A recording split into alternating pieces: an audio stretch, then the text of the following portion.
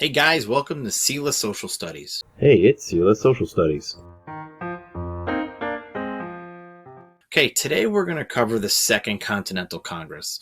And when I talk about the Second Continental Congress, I don't want you to think like, hey, we covered the First Continental Congress and they met, and now we're going to have the Second Continental Congress meet and then like they're done.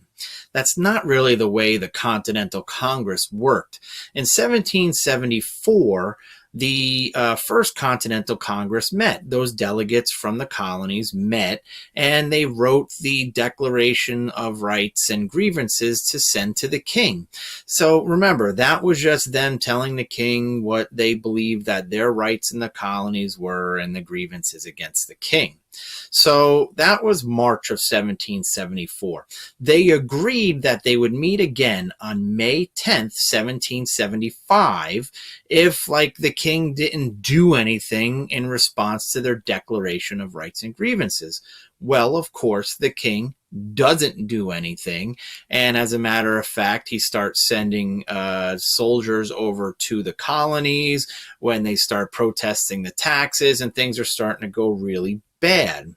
So the Second Continental Congress is not a one-hit wonder. It doesn't meet the one time and then dissipate. They meet multiple times between the years of 1775 and 1781. The Second Continental Congress will essentially meet in Philadelphia multiple times during those years. So what type of things actually come out of this Second Continental Congress? Well, a lot of really good things come out of the Second Continental Congress.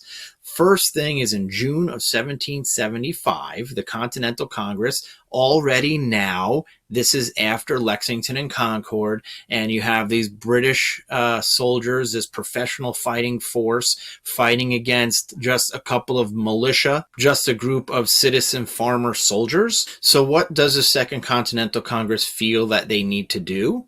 Well, they feel they need to create an army, now an army that represents the whole 13 colonies. So what do? In June 1775, they create the Continental Army. And who do they put in charge of that army? Well, really, when you talk about like who can be in charge, the commander-in-chief of the Continental Army, the list is tiny. You have to remember, not many of the great military leaders of early Revolution America served for the British Army. They want somebody who served in the British Army, somebody who knows how to control an army. Now, when you're talking about a list of well-respected, well-seasoned officers, you're really only talking about probably George Washington and Horatio Gates.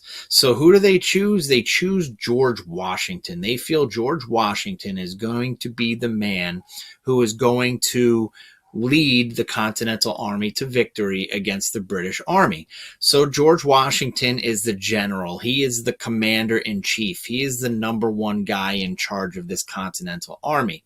And after this Continental Army, right, you'll find out, if you don't know already, George Washington winds up becoming our first president. So what else comes out of the Second Continental Congress? Well, in July of 1775, the Continental Congress writes what we call the Olive Branch Petition. And what the Olive Branch Petition is a list of grievances to the king, and it's really our last ditch hope to try to prevent all-out warfare with Britain. It's kind of just like, here, you know, please, we'll still say you're king, we'll still believe you and all this stuff, but give us our rights, treat us like the British subjects that we are, and we'll be fine.